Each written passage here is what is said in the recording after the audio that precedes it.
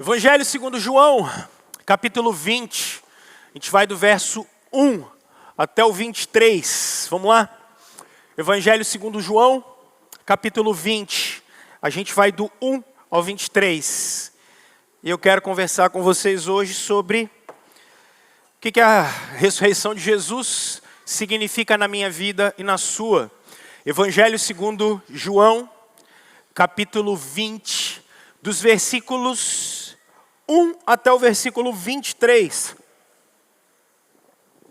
E a gente vai conversar sobre o que a ressurreição de Jesus significa para mim e o que a ressurreição de Jesus significa para você.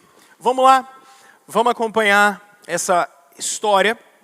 Evangelho segundo João, capítulo 20, dos versículos de número 1 até o 23. A palavra de Deus é o seguinte, gente, no primeiro dia da semana, e é por isso que vocês estão aqui hoje, tá? Olha para cá. Às vezes, alguns de vocês têm essa dúvida. Por que é que a gente não adora no sábado? Na antiga dispensação, na antiga aliança, adorava-se no sábado. Na nova aliança, na nova dispensação, agora olha a virada, na nova criação, porque a antiga criação ficou para trás. Você tem uma nova criação. A nova criação começou em Jesus, o primeiro a ressuscitar dos mortos. Por isso que aquele que está em Cristo é uma nova criação. Porque as coisas da primeira criação já passaram. E nós vivemos a nova criação agora. Isso é ser crente. É morrer Adão e nascer Cristo. E nós aguardamos Apocalipse 21, quando o texto bíblico diz: eu vi um novo céu e uma nova terra. Ok? Qual é o dia mais importante da nova criação? O primeiro dia da semana. Ok? E o marco do primeiro dia da semana é quando a antiga aliança acaba. É quando a antiga criação vai ser subjugada pela nova. Ok? Então, quando começarem de novo com a questão de sábado, nunca mais fique confuso. Aí você lê Colossenses, quando o Paulo diz: ninguém julgue vocês mais por festa e dia de sábado. Porque a gente já está na nova criação. Joia? E vocês vão ver que isso vai acontecer mais de uma vez aqui. E é por isso que adorava-se. E aí a igreja sempre adorou no domingo. Vocês estão assustados por quê? Primeira igreja também é cultura, gente. Não é? Teologia é bom por isso. Mas teologia é com a cabeça no lugar, não com doideira. Vamos lá. No primeiro dia da semana, bem cedinho, olha lá. Estando ainda escuro, Maria Madalena chegou ao sepulcro e viu que a pedra da entrada tinha sido removida. Então, correu ao encontro de Simão Pedro e do outro discípulo, aquele a quem Jesus amava. Quem é esse discípulo que Jesus amava? João. Então, ela correu, o Pedro e o João, tá? Que foi dito? Tiraram o Senhor do sepulcro e não sabemos onde colocaram. Verso 3, Pedro e João, ou seja, o outro discípulo, saíram e foram para o sepulcro. Os dois corriam, mas o outro discípulo, que era mais jovem, o João, foi mais rápido que Pedro e chegou primeiro ao sepulcro. Ele se curvou e olhou para dentro. Viu as faixas de linho ali, mas não entrou. A seguir, Simão Pedro, que vinha atrás dele, chegou, já esbaforido, coitado do Pedro. Entrou no sepulcro, o João ficou na porta. O Pedro o que fez? Já não quis nem saber. Pedro já é daquele jeito. Pedro já vazou. O João parou e falou: cadê o mestre? O Pedro já entrou, né? Nunca chamem o Pedro para tomar um café na sua casa. E o que ele viu lá dentro? O pano que enrolava Jesus. Agora olha o mistério. Vocês são terríveis. Como é que está o pano de linho? Olha lá. Verso 7. Bem como o lenço que estivera sobre a cabeça de Jesus, ele estava dobrado à parte, separado das faixas de linho. Olha para cá, você acordou de manhã, como é que está a sua cama, se eu chegar na sua casa agora? Você não é discípulo de Jesus, não? Jesus levantou dos mortos, o que Jesus fez com o lençol? Você vai arrumar sua cama, rapaz. Jesus é tão organizado que ele arrumou até a cama dele, não, que ele levantou dos mortos, tá? Você para de preguiça. Mas tá vendo como dá para fazer teologia ruim também? Aí o cara pega isso aqui e ele faz doutrina ainda, falando, arrumarás a cama logo que acordasse. Ai, Jesus, brincadeira. Vamos para o verso 8. Depois o outro discípulo que chegara primeiro ao sepulcro também entrou. Ele viu e creu. Eles ainda não haviam compreendido que, conforme a Escritura, era necessário que Jesus ressuscitasse dos mortos. Verso 10. Ora, os discípulos voltaram para casa. Maria, porém, ficou à entrada do sepulcro chorando. Enquanto chorava, curvou-se para olhar dentro do sepulcro e viu 2 anjos vestidos de branco, sentados onde estivera o corpo de Jesus, um à cabeceira e o outro aos pés. Verso 13. Eles lhe perguntaram, por que você está chorando? Eles lhe perguntaram, levaram embora o meu Senhor, respondeu ela, e não sei onde o puseram. Nisso, ela se voltou e viu Jesus ali em pé, mas não o reconheceu. Verso 15, disse ele, mulher, por que está chorando? Quem você está procurando? Pensando que fosse o jardineiro, ela disse, se o Senhor o levou embora, diga-me onde o colocou, e eu o levarei. Jesus lhe disse, Maria. Então, voltando-se para ele, Maria exclamou em aramaico, Rabone, que significa mestre. Jesus disse, não me segure, pois ainda não voltei para o Pai. Vá, porém, a meus irmãos e diga-lhes, estou voltando para o meu Pai e Pai de vocês, para o meu Deus e o Deus de vocês. Maria Madalena foi e anunciou aos discípulos, eu vi o Senhor, e contou o que ele lhe dissera. Ao cair da tarde daquele primeiro dia da semana, estando os discípulos reunidos a portas trancadas por medo dos judeus, Jesus entrou, pôs-se no meio deles e disse, paz seja com vocês. Tendo dito isso, mostrou-lhes as mãos e o lado. Os discípulos alegraram-se quando viram o Senhor. Novamente Jesus disse, paz seja com vocês. Assim como o Pai me enviou, eu também envio vocês, ou eu também vos envio. Com isso, soprou sobre eles e disse, recebam o Espírito Santo. Se perdoarem os pecados de alguém, estarão perdoados. Se não os perdoarem, não estarão perdoados. Vamos orar? Ó Deus e Pai de nosso Senhor Jesus Cristo, nós só temos o Senhor. Para onde nós iríamos? Porque só o Senhor tem as palavras de vida eterna, só o Senhor tem a palavra da ressurreição dos mortos, do perdão de pecados, da nossa adoção de filhos. Só o Senhor tem isso, Deus. E nós não temos mais para onde ir. E hoje, convencidos pelo Teu Espírito, nós também não queremos ir para lugar nenhum, a não ser a Sua presença. queríamos pedir nesse momento santo, solene, em que a sua comunidade, a comunidade dos eleitos, dos salvos por Jesus Cristo, nós queremos pedir que o Senhor ilumine a mente, o coração, a alma de cada um de nós, porque nós queremos, por favor, que a mensagem de Jesus fale com a gente, que a palavra do Senhor fale com a gente. Em nome de Cristo, nós nos colocamos na dependência do Senhor. Amém. Amém.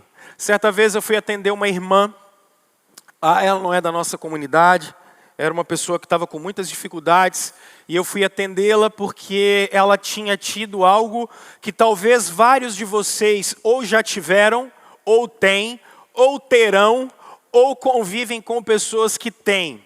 Ela teve um ataque de pânico. Ela teve um mal súbito, um medo súbito e teve um ataque de pânico muito pesado. Então ela chorava demais, muito. Chorava descontroladamente. Quem estava em volta não sabia o que fazer, quem estava em volta não tinha o que fazer. Então, quando a gente não sabe o que fazer, o que é que a gente faz? Liga para o pastor. Aí ligou para mim, aí eu fui lá. E o que eu vou fazer com alguém tendo um ataque de pânico? Não sei, também.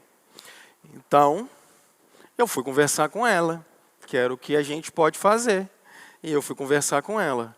Logo, isso é importante para vocês. Quando vocês tiverem um ataque de pânico, ou quando vocês estiverem perto de alguém que tem um ataque de pânico, o que é que você tem que fazer? Não é orar. Também não é mandar a pessoa procurar Deus, porque ela está em pânico. Então o que você tem que fazer?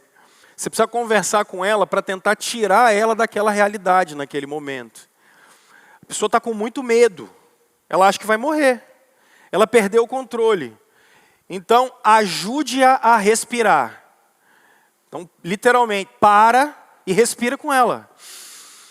Olha, diz calma, puxa contando até 7...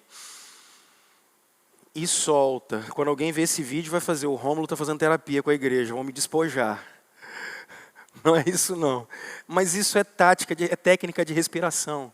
Você tem que tirar a pessoa daquilo. Quando você tiver um ataque de pânico, ou tiver alguém perto, não fala que é bobeira. E para e fala assim, faz igual o Gesso, né? Para! Né, Gesso? Sexta-feira, Gesso era Caifás aqui, quase quebrou o trem aqui todo. Para de bobeira! Não é assim que você faz, pelo amor de Deus. Manda a pessoa respirar. Ou se for você, respira.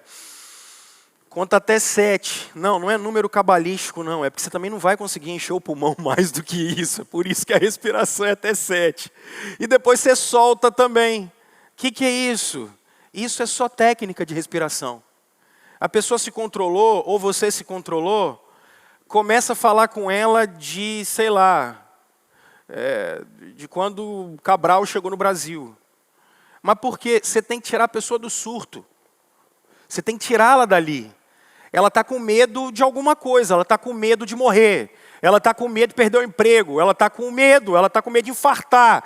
A mão dela começou a ficar gelada, está cianótica. O que você vai fazer? Você tem que tirá-la dali. Então, ao invés de você falar assim, vamos conversar sobre o assunto, conta uma piada, é melhor. Tira a pessoa daquele negócio, tira ela dali. Você tem que fazer com que ela pense em alguma coisa. Pega um baralho, vai tentar jogar. Pega o Uno, vai fazer isso. Conseguiu fazer esse negócio? Aí depois a gente vai tentar trabalhar a causa. Anotou? Porque tem muitos de vocês que ficam assim. Ficam desesperados com ataque de pânico. Ou não sabem lidar. Adolescentes têm tido crises de ansiedade e pânico cada vez mais cedo. A gente tem que tirar eles desse lugar. Ou vocês podem ter isso. Então, não tenta tratar a causa no momento inicial. Dá 10 minutinhos, tira a pessoa dali. Depois que ela passar aquele... Ela não vai morrer não, fica tranquilo. Passou aquela crise, aí você volta e vai tentar descobrir o que é que está causando aquilo. Beleza? Foi isso que eu fiz com a senhora. Depois que aconteceu tudo, que eu consegui conversar com ela. Vamos conversar agora. O que está acontecendo? Ela foi tomada de um medo súbito, que ela não sabe de onde veio. Depois a gente foi descobrindo com o tempo. Mas da onde surgiu esse medo dessa senhora? Ela começou a perceber do nada, ela falou assim, eu estou ficando velha, pastor. Eu falei, estamos. Mas ela está mais do que eu. E eu estou ficando velha, e aí o fato de eu começar a ficar velha, eu estou com medo. Aí tá, mas a senhora está com medo de quê? Eu estou com medo de não ver meus netos crescerem. Eu estou com medo de não ver a minha neta mais velha se casar. Eu estou com medo de a qualquer momento a minha vida acabar. E é uma coisa que gente, quem nunca atire a primeira pedra? A gente já teve esse tipo de pensamento. E o medo que ela estava tendo era lícito. Mas por que isso, gente? Por que você já pensou nesse tipo de coisa? Por que eu já pensei nesse tipo de coisa? Porque a gente precisa lidar com a morte, né? A gente tem que lidar com a finitude da nossa vida. A gente tem que lidar com o fato de compreender que essa é uma realidade que vai chegar para todo mundo. E como é que a gente vai lidar com esse fantasma chamado morte? Como é que você lida com isso? Porque as pessoas têm medo. As pessoas têm muito medo. Eu conversava com a minha turma de adolescente agora, dizendo para eles, por exemplo, que o nosso tempo, que é um tempo materialista, a única coisa que ele tem para te oferecer é consumo, bens. Vocês passaram na frente essa semana aqui de Campo Grande, de 2 lojas, da Americanas e da Cacau Show? Gente, filas homéricas. Eu olhei e falei, rapaz, que coisa! Haja ovo de chocolate para tanta gente. Porque a única promessa que o nosso tempo vai te dar é algum tipo de realização que você vai ter agora e acabou depois, né? Não tem mais nada. E aí você vai ter que ficar sendo irrealizado ali e você tem que ser o mais feliz possível agora, porque a vida acabou se você morrer, né? E a galera diz, morreu, acabou. E olha que tristeza é essa. Por isso que o apóstolo Paulo, em 1 Coríntios capítulo 15, ele vai dizer que se a nossa fé em Jesus, ela for só para essa vida, gente, nós somos os mais miseráveis de todos os homens. E aí, qual é a resposta que Jesus vai dar para esse medo que a gente tem, para essa incerteza que a gente tem? A ressurreição dos mortos. A ressurreição dos mortos é o remédio, o antídoto, e eu diria até mais, é a solução para esse medo, para esse susto que a gente tem. E como a gente fala muito pouco disso. Por isso que eu quero conversar com vocês sobre o que significa a ressurreição de Jesus para nós. E, consequentemente, o que é que significa a ressurreição dos mortos para a gente. Porque esse texto que a gente está lendo, ele foi escrito pelo João. E o João, diferente de Mateus, Marcos e Lucas, ele não está preocupado em colocar eventos da vida de Jesus. Nem em ordem cronológica, nem em ordem lógica. João não está preocupado com isso. João está preocupado em simplesmente contar histórias de Jesus para que as pessoas consigam entender que Deus esteve nessa terra. Esse é o objetivo de João. O objetivo de João era tentar mostrar para a gente o que é que significou para a gente a palavra de Deus andar aqui. O que é que significa Deus vir ao encontro dos seres humanos. E ele vai gastar esse capítulo 20 mostrando esse reflexo. A teologia de João é muito boa nisso. E ele vai trabalhar, como vocês viram nesse texto, sobre a ressurreição de Jesus. Porque Cristo tinha morrido. Cristo morreu sexta-feira. Entre 12:00 e 3h da tarde, ele está pendurado numa cruz. Quando termina a crucificação, 2 pessoas vão tirar Jesus da cruz. Quem? José de Arimateia e o outro, Nicodemos. E eles vão colocar Jesus numa tumba. Colocam Jesus numa tumba, só que não era o cemitério de Santo André, não era o Jardim da Paz, que tinha uma lápide bonitinha, era uma espécie de caverna, era uma tumba. Eles colocam Jesus e rolam uma pedra que precisava de algumas pessoas para rolarem essa pedra. Colocam Jesus lá dentro. Sexta-feira, no pôr do sol, os judeus não podem fazer mais nada. Então eles colocam Jesus lá dentro. Como era um sepultamento judaico? Um sepultamento judaico era: deita o corpo, coloca-se ervas em cima do corpo, pega um pano, dá uma volta, coloca erva. Dá outra volta, coloca mais erva. Dá outra volta, coloca mais erva. E assim sucessivamente. E você vai embalsamar o corpo. Não sabemos, porque Madalena, junto com as outras mulheres, vão no domingo levar erva. Porque elas querem saber o significado, elas querem saber como é que está o corpo de Jesus. Elas querem embalsamá-lo. Mas Jesus está enrolado num pano. Sábado, não se fazia nada, naquele contexto, estão esperando, os discípulos escondidos, vocês vão observar isso na narrativa, e aí acontece algo curioso, que é domingo de manhã, bem cedo, sábado acabou, e o que elas vão fazer? Elas vão até o sepulcro. Só que o que é mais interessante, uns rumores começaram a rolar. Então, o Caifás, que não é o Gerson, foi lá ao Pilatos e falou o seguinte: Pilatos, esse Jesus, ele tinha falado que ele ia ressuscitar dos mortos. Esses caras vão vir com uma conversa fiada daqui uns dias. Faz o seguinte, coloca um destacamento, coloca uns soldados lá na porta do sepulcro, só para a gente saber, para ver se é isso mesmo. Tudo bem? Então, o cenário está montado. Jesus enrolado em panos e ervas dentro do sepulcro, uma pedra enorme e pesada na porta, e alguns soldados romanos na porta do sepulcro. E as mulheres vão até lá no domingo pela manhã. Só que quando elas chegam, para surpresa delas, o que vai fazer? A pedra está rolada. Madalena olha lá dentro e vê que o sepulcro está vazio, que o pano está dobrado.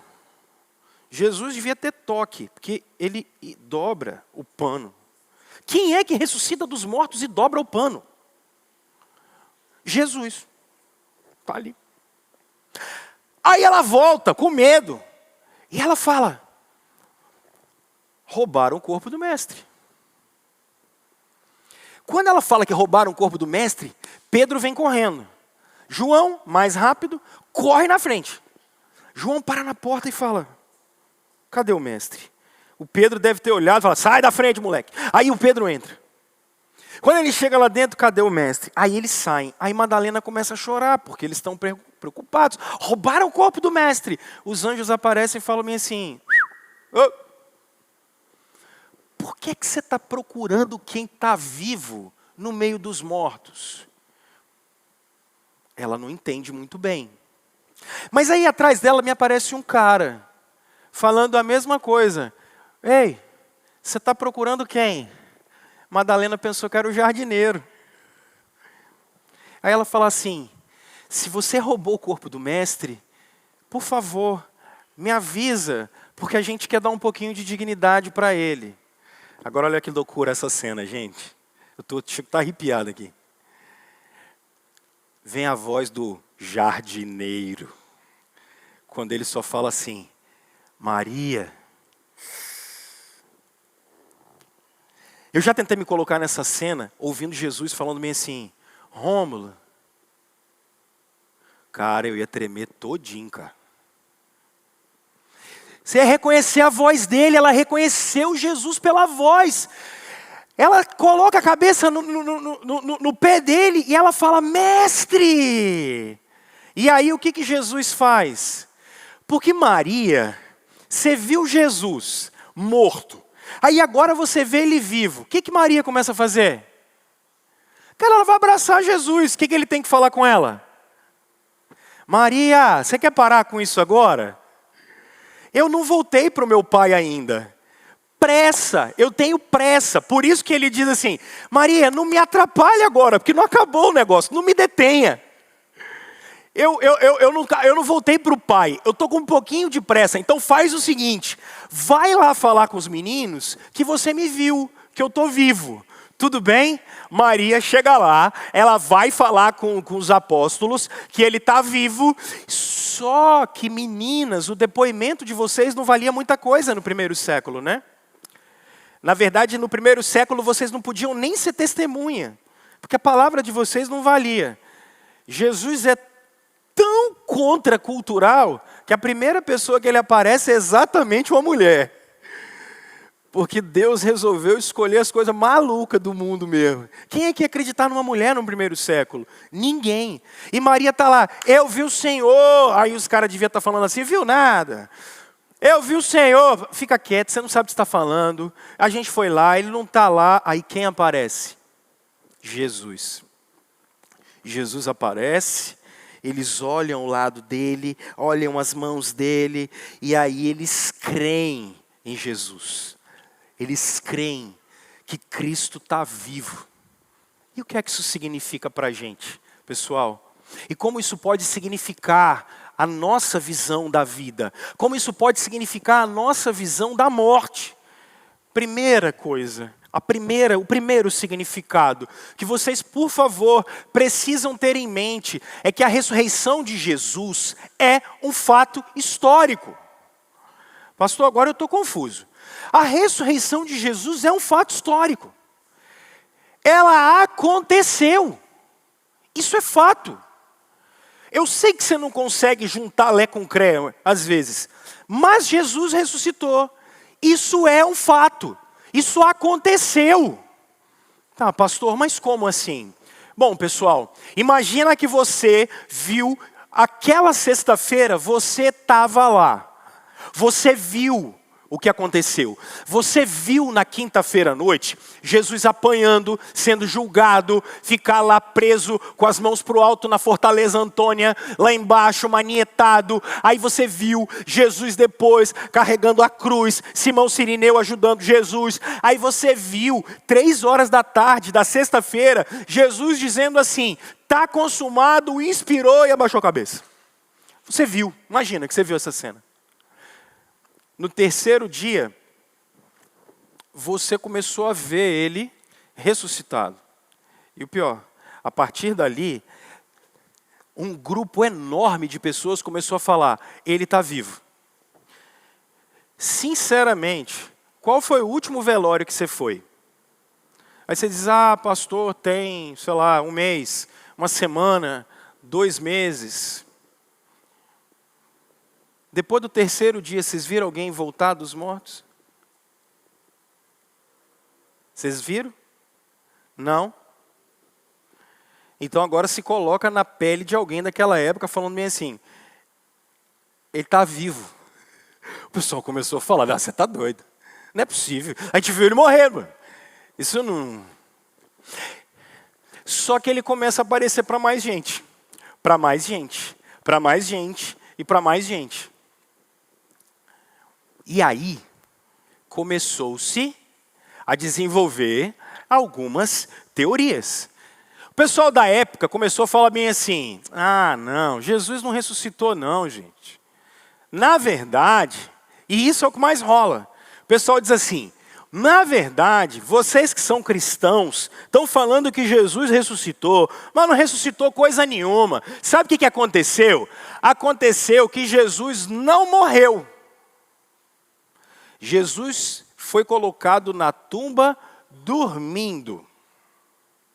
Na verdade, ele tomou uma surra bem pesada, né, dos romanos. E esses cristãos estão falando que ele ressuscitou, mas nada. Jesus estava lá, ele estava dormindo. Aí ele acordou. Quando ele acordou, ele saiu do sepulcro. Né? É isso mesmo? Primeiro Jesus tomou-lhe uma surra que eu vou te contar. Furaram a mão dele. Furaram o lado dele. Enrolaram ele num pano. Aí ele fica de quinta-feira até domingo de manhã deitado, dormindo, né? Sem comer nada, sem beber água. Aí ele tem que empurrar uma pedra, dar 2 rabos de arraia em cada soldado romano e fugir. Não dá, né? Não dá para acreditar nisso. Tem outros que falam assim, não. O que aconteceu, na verdade, foi marketing puro. Por que marketing? Jesus morreu. Jesus ficou por lá mesmo. E o fato de Jesus ficar por lá, os discípulos não queriam deixar que a mensagem de Jesus se perdesse. Então, o que eles fizeram? Eles começaram a propagar, na época, uma mensagem dizendo, não, ele está vivo, olha, a mensagem dele está no meio de nós. Ô gente, se isso fosse verdade, vamos combinar que os apóstolos precisavam de um cursinho de marketing, né? Porque quem foi a primeira pessoa que falou que Jesus estava vivo? Uma mulher. Que marketing mal feito, hein? Porque a palavra da mulher no primeiro século não tinha nenhum tipo de validade. Não tinha. E aí, colocar Jesus ressuscitado, aparecendo para um monte de pescador, mas que teoriazinha de marketing ruim.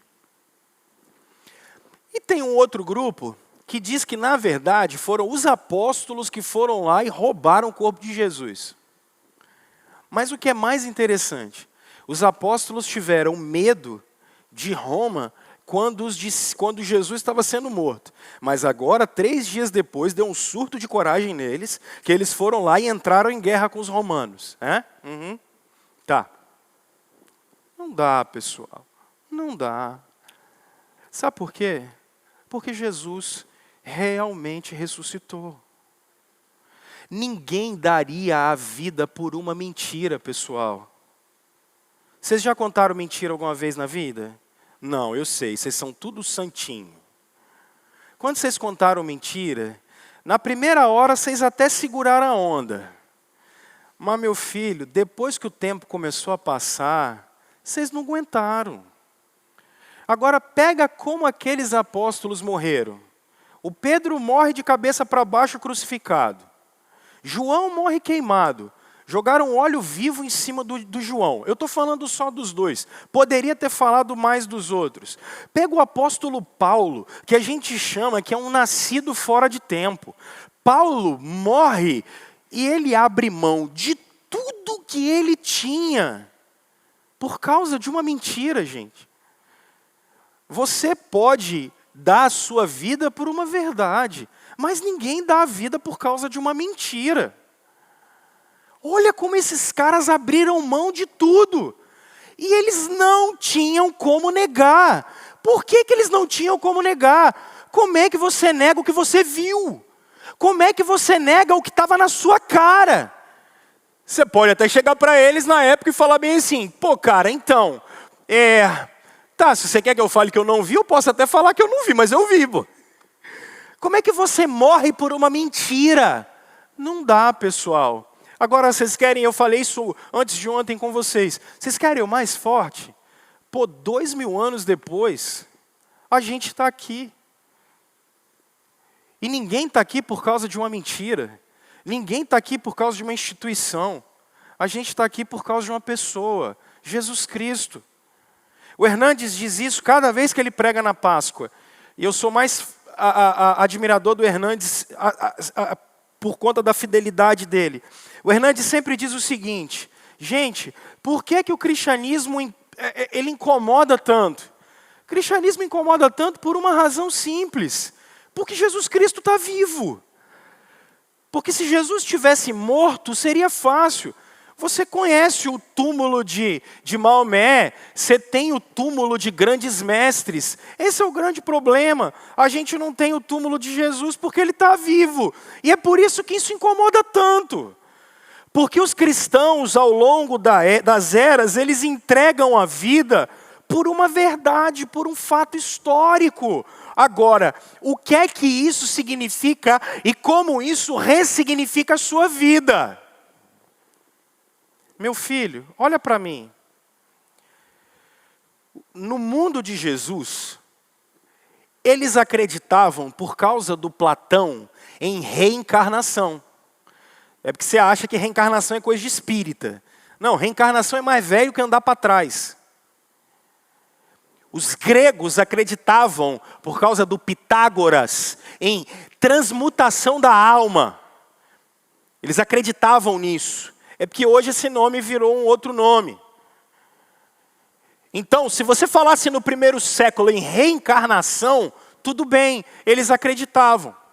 Se você fosse um saduceu no primeiro século, você falasse que alguém morreu, e você falasse assim, a alma desse cara foi aniquilada, morreu, acabou, tudo bem, eles acreditavam nisso. Agora, ninguém no primeiro século acredita que um morto pode voltar a viver. Ninguém acredita nisso. Mas essa é a mensagem central do cristianismo. Deixa eu dizer para você, você vai ressuscitar dos mortos. Você vai ressuscitar. Outro mito, você vai lembrar de tudo, tá bom? Fica bem tranquilo, você não vai sofrer amnésia na vida eterna, não. Você vai ressuscitar, meu filho. Eu sei que você tem medo de morrer. Eu sei que é ruim perder pessoas que a gente gosta. Mas qual é a mensagem central do cristianismo aqui? Você vai voltar à vida. Você vai ressuscitar no último dia. Você não vai reencarnar, não tem alma penada, não tem casa mal assombrada, tá? Fica bem tranquilo. Tem uns de vocês que morrem de medo de chegar em casa e falam assim, eu tenho medo de alma. Não é assim? Não precisa ficar com medo de alma. Não precisa ficar com medo de fantasma. Você vai ressuscitar dos mortos, meu filho. Então, olha só. Quando você se deparar com a morte, por favor, pense que aquilo é um até logo. Pense que aquilo já foi revertido. Os irmãos que já morrem, já estão na presença de Deus, aguardando o último dia. Preste atenção. Nós reencontraremos pessoas queridas. Nós reencontraremos essas pessoas. Irmãos que morreram em Cristo. Sim, você vai lá e vai reencontrar. Você vai ter tempo para conversar com Abraão.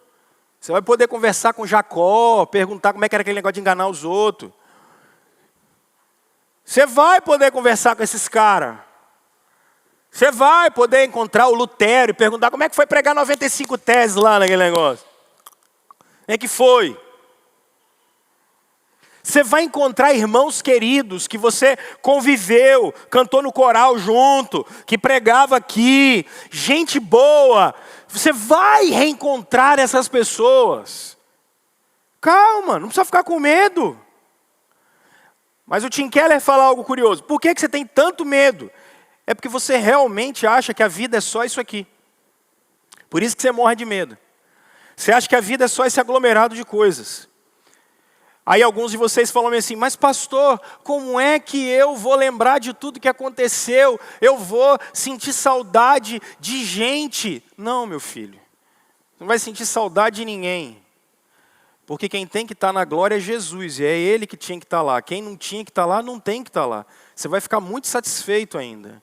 Mas pastor, eu vou lembrar das coisas ruins. Vai glorificar a Deus, porque mesmo você sendo mal, Deus transformou o mal em bem e te fez ressuscitar dos mortos. Para de ser incrédulo. E para de botar dificuldade onde não tem. Você vai ressuscitar dos mortos, meu filho. Você vai receber um novo corpo. Então fica tranquilo. Relaxa. Está vendo esse bico de papagaio que você tem que dói? Não vai ter mais. E o esporão? Também não. E o seu problema de pressão? Fica tranquilo, não tem diabetes no céu. Fica sossegado. Está tranquilo. Você vai ter o corpo de Cristo. Pastor, mas como é que vai ser isso, pastor? Eu gosto tanto de fazer churrasco aqui. Meu filho, Jesus comeu tilápia depois de ressurreição dos mortos. No novo céu e na nova terra, eu espero te encontrar para tomar um café com você. Porque o café do novo céu e da nova terra é melhor que o meridiano.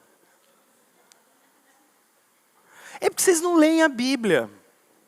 Esse é o problema.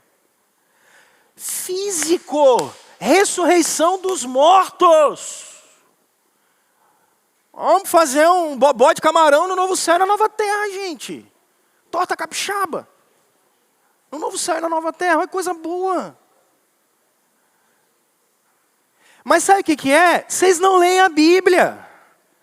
Vocês não estudam teologia. Aí vocês acham que vocês vão ficar pulando nuvem. Tem uns que acham assim, eu vou morrer e vou ficar tocando harpa. Eu nem gosto de harpa.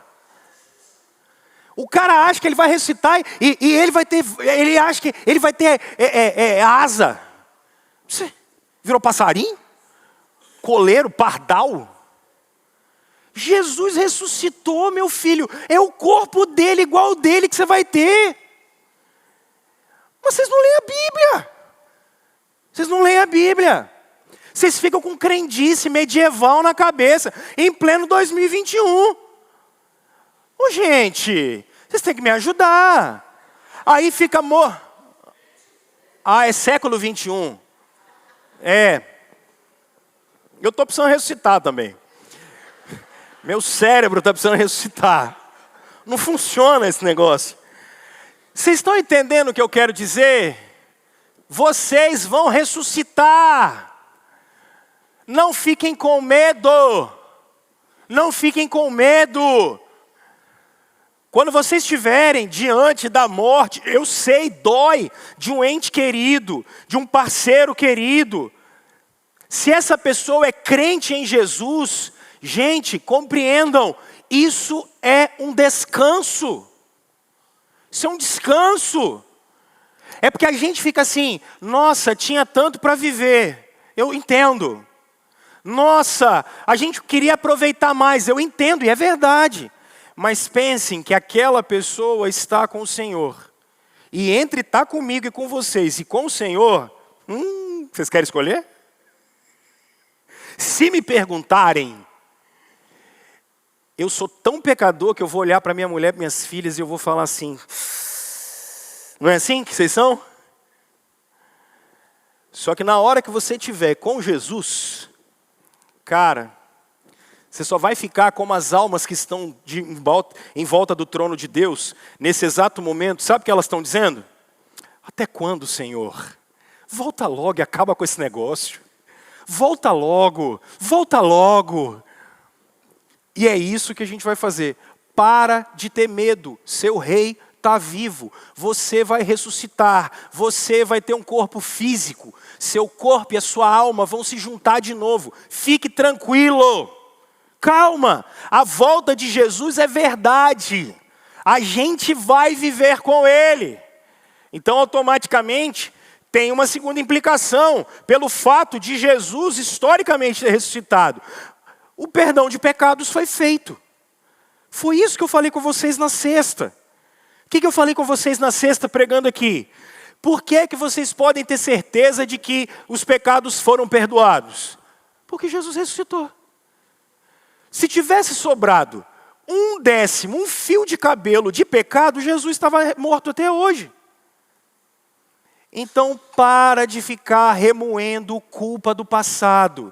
Para de ficar com medo de Deus. Seus pecados foram perdoados. Ressurreição dos mortos é certeza de perdão de pecado. Isso é um fato histórico. Aconteceu. Terceira implicação aqui. Pessoal, Jesus ressuscitou. Por que que Jesus ressuscitou, meus amados? Porque Ele vai voltar. Então não tem esse mundo doido de meu Deus que você está vendo aí? Pessoas se matando, gente entrando dentro de colégio, dando machadada na cabeça de criança. Vocês estão vendo isso? Essa loucurada? Esse mundo maluco? Em Aracruz aqui o doido entrou lá e deu um monte de tiro, matou um monte de gente. Vocês estão vendo esse mundo que você sai para trabalhar de manhã e o cara rouba seu telefone, bota uma arma na sua cabeça, leva seu carro. Está vendo esse monte de mundo? Esse mundo que tem um monte de nóia na rua, um monte de gente sofrendo, porque às vezes a gente olha o nóia como se ele não fosse um ser humano. Esse cara está preso, cara, ele está sofrendo do mesmo jeito. Ele é um ser humano como eu e você, um semelhante, o cara só está preso, cara. Ele está preso, ele é digno da misericórdia, da gente de Deus. Está vendo esse monte de gente perdida? Vocês viram o que aconteceu na Cracolândia, acho que ontem, antes de ontem, os caras entraram na farmácia. Você imagina você está trabalhando e vê um arrastão. Esse mundo doido, mundo injusto, um monte de político ladrão, gente complicada, tráfico para cima e para baixo, polícia com problema, corrompida também, um mundo complicado, de cabeça para baixo. Vocês acham que isso vai ficar assim mesmo? Cristo vai voltar, gente. E essa que tem que ser a nossa esperança. A ressurreição garantiu a volta de Jesus. Porque o reino já começou. Então preste atenção. Vocês viram o que aconteceu com o brasileiro no ano passado? As pessoas se digladiando por causa de política. Vocês viram isso? Mas por que isso aconteceu? Porque a gente estava colocando a nossa esperança em homens. A gente estava colocando a nossa esperança em seres humanos. E é por isso que o Ocidente inteiro está assim. Pessoas brigando umas com as outras. Porque colocaram a esperança do reino em pessoas. A nossa esperança está naquele que ressuscitou dos mortos. Porque a gente sabe que qualquer pessoa vai falhar. Nenhuma pessoa é digna da nossa confiança. Nenhum regime é digno da gente colocar o nosso coração nele. Só Cristo. Porque pessoas vão falhar, pessoas vão errar. Então não adianta. Ideologias e sistemas humanos não funcionam. Mas a ressurreição de Jesus veio mostrar para nós que tem uma nova criação. A ressurreição de Jesus vem dizer para mim e para você que tem uma nova era, que já começou. Sabe aonde? Olha o testemunho. Vocês que são crentes, dentro de vocês. O reino já chegou dentro de vocês. É por isso que quando vocês pecam, vocês se sentem tão mal. Por quê? Não é por causa de freio moral de Freud, não. Vocês se sentem mal por causa do constrangimento do Espírito Santo dentro de vocês. Não é freio moral, não. Não é regra de consenso social, não. Quando vocês pecam, vocês se sentem mal por conta do constrangimento do Espírito. Porque o reino chegou dentro de vocês. Vocês que são crentes, vocês se pegam às vezes tendo insights de coisas espirituais que vocês falam assim, de onde eu tirei isso? Sabe de onde? Do reino, que já se manifestou em você. Porque vocês que são crentes têm visto o reino dentro de vocês. Esse reino só existe dentro de nós porque Cristo está vivo. Isso é a implicação da ressurreição dos mortos. Segundo, se a ressurreição dos mortos é um fato histórico, gente. Segundo, a ressurreição dos mortos precisa mostrar para mim e para vocês, observem comigo o que o texto bíblico vai dizer. Olha o verso 1 ainda. Primeiro dia da semana, bem cedo, estando ainda escuro, Maria Madalena chegou ao sepulcro. Agora, verso 8. Desculpa. Verso 5. Ele se curvou e olhou para dentro e viu as faixas de linho ali, mas não entrou. Mas por que isso aconteceu? Isso aconteceu porque Madalena foi anunciar a chegada de Jesus. Olha o verso 18. Maria Madalena foi e anunciou aos discípulos: eu vi o Senhor, e contou o que lhe dissera. A pergunta que a gente precisa se fazer: por que que Jesus vai exatamente chamar a Maria Madalena? Por que Jesus não vai aparecer para o Pedro? Seria talvez melhor, né? Jesus não apareceu para o Tomé, que depois teve dificuldade. Por que é que Jesus usa esse método? Pega 1 Coríntios rapidamente, capítulo 1, verso 18. Só andar um pouquinho para frente. Olha 1 Coríntios, capítulo 1, verso 18.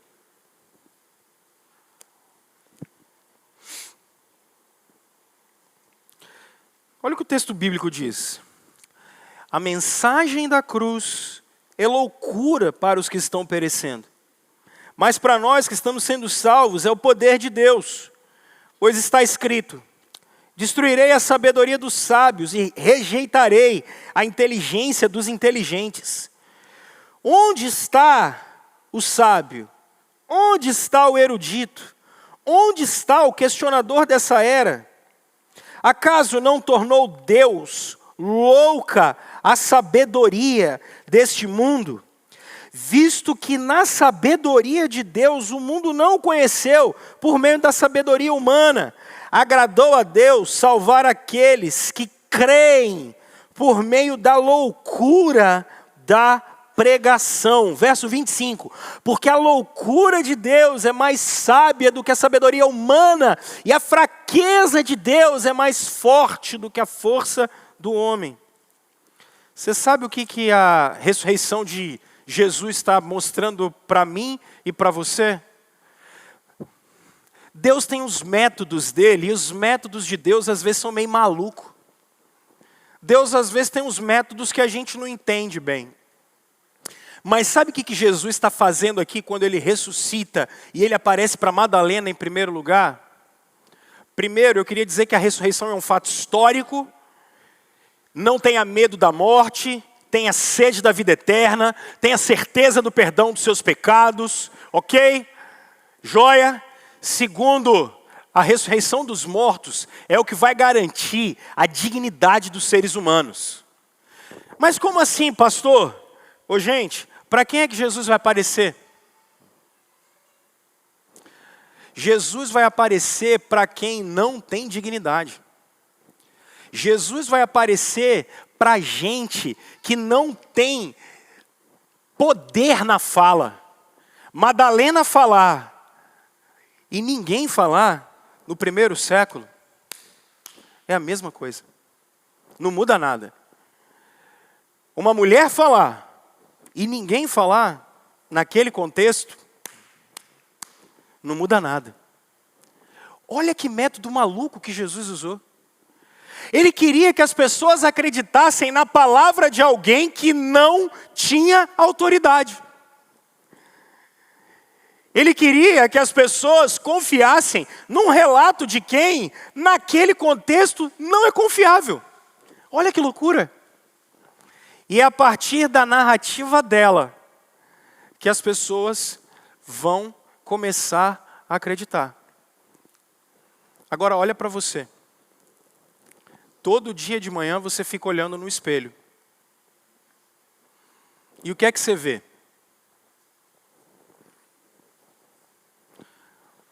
Isso é sério. O maior problema da gente hoje é esse. Vocês olham para frente do espelho e se sentem inseguros o tempo todo. O tempo inteiro. Inseguros primeiro com o lado físico de vocês.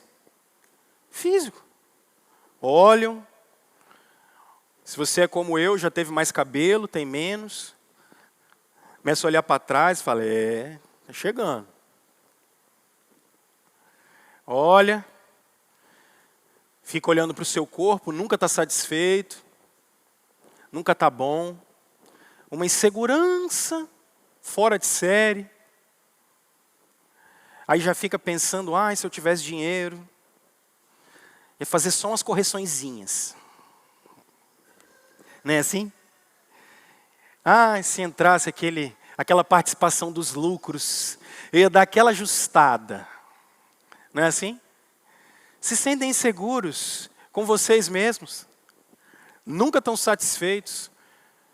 Mulheres a mesma coisa. Vivem competindo umas com as outras aí, com o corpo dos outros. Um dia eu fui conversar com uma moça. Ela estava falando da malhação dela. Eu falei, que bom fazer exercício. Fantástico. Ela falou, não, mas eu já botei no meu quarto aquela foto lá. Foto de quem? Não, daquela mulher, porque eu vou ter um corpo igual ao dela. Eu falei, Jesus Cristo. Tá maluca, pai? Quem nunca tire a primeira pedra. Vocês ficam inseguros, gente. Inseguros com o corpo de vocês. Inseguros com as personalidades de vocês. Completamente inseguros. Gente que tem medo de conversar, medo de falar, inseguro. Não está seguro da própria imagem, não sabe quem é. Está com medo. Morre de medo. Chega nos lugares, não fala nada, porque está com medo. Chega com essas pessoas e tal. Aí olha, começa a julgar todo mundo, já peca. Bota todo mundo lá, porque é inseguro com a própria personalidade. Inseguro. Começa a olhar para as pessoas e acha que todo mundo é melhor do que ele. Começa a olhar para o outro, acha que as pessoas, a grama do vizinho é sempre melhor. Não consegue olhar a dignidade.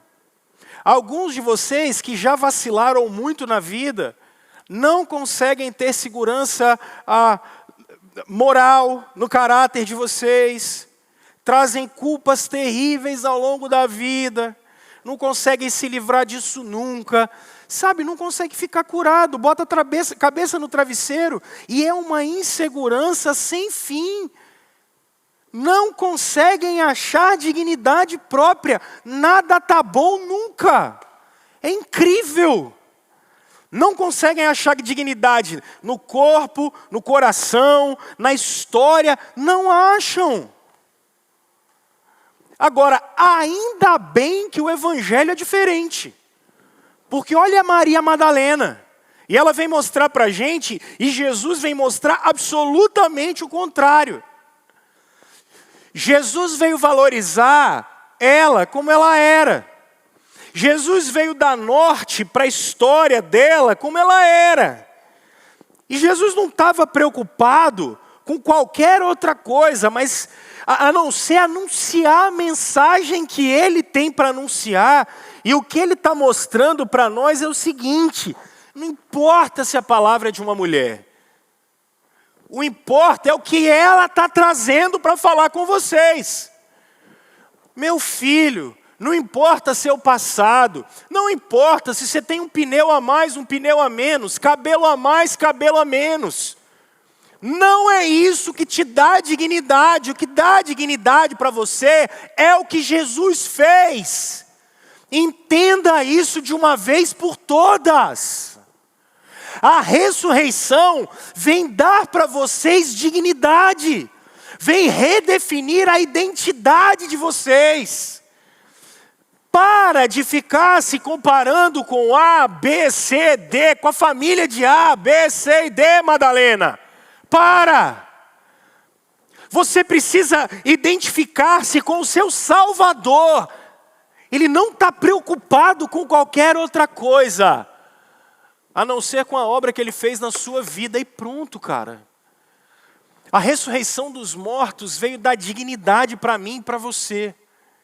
Então, quando você se olhar agora na frente do espelho, A primeira coisa que você precisa pensar é antes da idolatria do seu corpo, antes das inseguranças psicológicas, espirituais que você tem, por favor,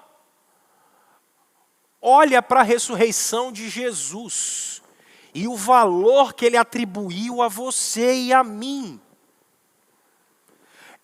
Esse é o desdobramento que você precisa ter. Eu fui amado por Jesus. Terceira implicação.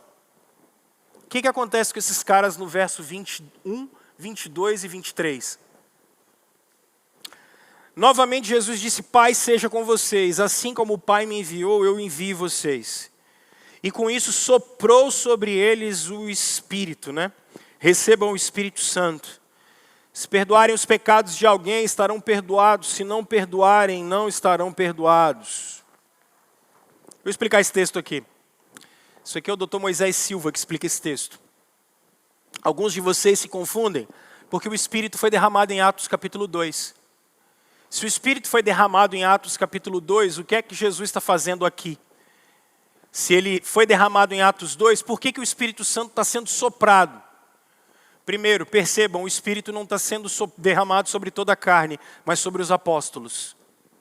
E a partir dos apóstolos, Jesus está dando uma ordem que o apostolado vai continuar, ou a obra dele vai continuar, e a igreja vai continuar. E o poder de Deus está sendo dado à igreja de Jesus, aos apóstolos. Porque a eles, e só a eles, foi dada uma missão especial. É isso que esse ato significa. Então, quando alguém falar assim, vamos lá ouvir o apóstolo fulano de tal, você vai falar, hein, Jesus soprou sobre ele lá na casa? Não, então não é apóstolo. Não tem apóstolo no século 21, pelo amor de Deus. Não tem apóstolo. Apóstolos foram aqueles lá. E aí morreu o Judas, e aí eles escolhem o Matias. E aí o Tiago vai morrer, e Jesus vai trazer o Paulo. Apóstolos foram aqueles caras que viveram esse ato. E é isso que esse ato está dando. Mas o que eu queria dizer para vocês aqui? A ressurreição dos mortos, gente, tem uma implicação grande na minha vida e na sua. Qual é? Bom, ela veio simplesmente dar uma missão especial para mim e para você. Ela veio dar uma missão para mim e para você. Se a ressurreição dos mortos é um fato histórico e muda a sua vida, se a ressurreição dos mortos veio dar dignidade para mim e para vocês, a ressurreição dos mortos veio dar um novo sentido para a vida da gente. Como assim, pastor? Vocês lembram que eu tenho falado com vocês desde o ano passado, que a gente tem um problema muito sério ao criar os nossos filhos? Como assim, pastor? Por que você cria filho hoje? Você cria filho para abastecer o mercado de trabalho. Lembra disso? Para que você cria filho hoje em dia? Hoje a gente cria filho para fazer Enem. A gente cria filho para passar no concurso público. A gente cria filho para esse tipo de coisa. A gente cria filho para ter salário. É para isso. A gente cria filho para... Enfim. Quando a gente está fazendo isso, o que a gente está fazendo com as nossas crianças e com as próximas gerações? Você está olhando as crianças, você está olhando as novas gerações, e você está falando para eles assim, qual é o sentido da vida de vocês? O sentido da vida de vocês é simplesmente trabalhar e ganhar dinheiro. É só isso que você está falando para as próximas gerações. Porque quando você corrige seus filhos, o que você fala? Não faça isso, porque se você fizer, você não vai ser ninguém na vida. Porque é sobre isso que a gente tem feito. Qual é o sentido da vida dos nossos filhos? A gente está falando para eles que é simplesmente trabalhar. Só que trabalhar é muito chato. E o que é que você vai chegar amanhã no trabalho, o que é que todo mundo vai falar com você? Nossa, dá sábado, mas não chega sexta. Não é assim? Porque no final das contas, o que a nossa geração quer? Que chegue sexta, para ela ser livre e ter entretenimento e diversão. E essa é a vida. Querem ver? Parem 10 minutos ouvindo sertanejo universitário. O que vocês vão ouvir? Hoje é sexta, é dia de farra, é dia de pinga, é dia de foguete. Não é assim? Hoje eu vou deixar minha mulher em casa e eu vou aprontar todas. Porque essa é a vida da gente. A gente trabalha para ter dinheiro, para chegar sexta, sábado e domingo e ter farra, pinga e foguete. E aí, o que está acontecendo com a geração de vocês? Triste, sem sentido da vida, desesperado, todo mundo morrendo, todo mundo acabando com a vida. E não tem o menor sentido. Só que Jesus veio mostrar uma outra coisa. O que ele mandou aqueles caras anunciarem? Que Jesus estava vivo. Porque para os cristãos, não é sobre ir trabalhar amanhã de manhã. Para os cristãos é sobre como cuidar da criação de Deus amanhã. Porque não é chegar em casa agora e simplesmente dar banho na minha filha de 5 meses. Mas é sobre como cuidar do filho da aliança que é de Jesus. Não é sobre como eu venho simplesmente pregar, porque eu tenho que trabalhar. Mas é sobre como eu venho abastecer a comunidade da aliança. É sobre como eu abençoo a vida da minha mulher, que é uma discípula de Jesus. É sobre como eu olho o Noia na rua e eu vejo a imagem e semelhança nele. E eu percebo que a imagem de Jesus está inclusive nele. E o valor está inclusive nele. Então quando eu olho as pessoas à minha volta, eu não estou olhando para adversários, inimigos. Eu estou olhando para servos de Cristo. Ou isso encarna na gente, ou a vida da gente vai ser só desespero, gente. Ressurreição dos mortos. Veio dar um sentido para a vida. Vocês foram chamados a se relacionar com Deus. E isso agora. Eu quero concluir, vou chamar os meninos para vir aqui à frente. Eles vão cantar. E eu queria mesmo que você saísse daqui hoje, por favor, com um significado diferente do que é morte, do que é vida, do que é o sentido da vida de vocês. Nosso tempo é um tempo muito pobre. Muito pobre. Tenha um tempo para refletir. E agradeça a Cristo pela ressurreição. Agradeça a Cristo pela nova vida. Agradeça a Cristo pela vida eterna. Agradeça a Cristo por poder dar uma nova oportunidade da gente viver agora. E por favor, gente, o desafio que eu queria que você levasse para a sua casa é assim, faz valer a pena isso tudo que foi feito. Faz valer isso a pena. Faça valer a pena a obra de Jesus. Faça valer a pena a ressurreição dos mortos. Faça valer a pena tudo o que Ele fez para nós. E já começa a aproveitar isso agora. Começa a aproveitar essa vida agora. Que Deus, no seu infinito amor e grandeza e misericórdia, encha o coração da gente. Para a gente aproveitar a vida que Jesus trouxe para nós.